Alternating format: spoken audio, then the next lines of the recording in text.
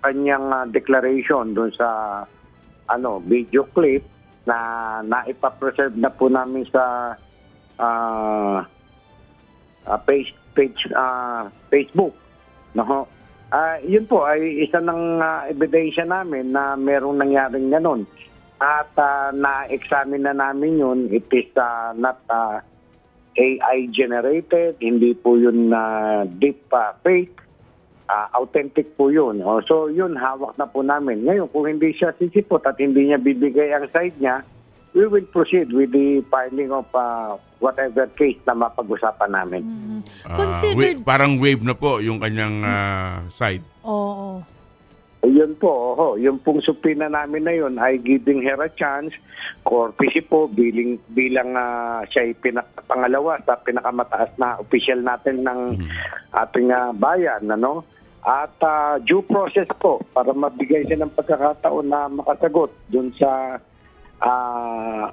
akusasyon na iha-harm natin laban sa kanya. Kung sakasakaling di siya darating at parang wave na po yung kanyang sagot, may direct filing na po tayo. Saang RTPC po kaya ito? Ipasampa po namin sa prosecutor's office ng DOJ, siyempre. DOJ.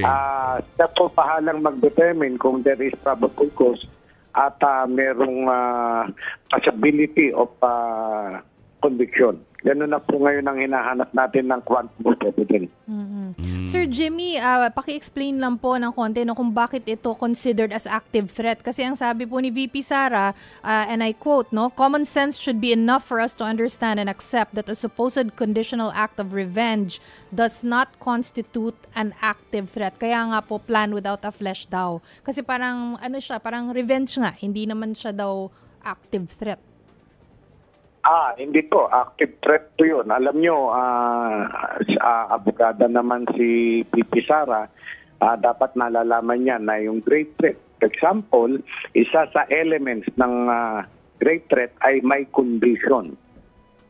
So, yung conditional na sinasabi niya, pag ako napatay o ako namatay, ay papapatay ko, may kausap na ako, that is already an active threat on the part of subbuhay ng ating Pangulo. Okay, kanina Sir Jimmy ay pinlayback namin yung naging pahayag ni Vice President Sara Duterte, clarifying kung ano yung sino yung kausap niya tungkol sa yung papatay kung sakasakali. So, it's sort of a denial din po Pero meron na kayong inulunsad na manhunt para doon sa tinatawag na assassin na yan. Meron ba kayo ibang pwede mabigay na detalye tungkol diyan? Tinatry namin nga po na ma-determine kung sino yung kausap niya na assassin. At siyempre, itatanong din namin sa kanya kung ibibigay niya, i-divulge niya. But I'm sure naman na hindi i-divulge kung sino man yun. But then, we take that seriously. Hindi pwedeng biru-biruin yun.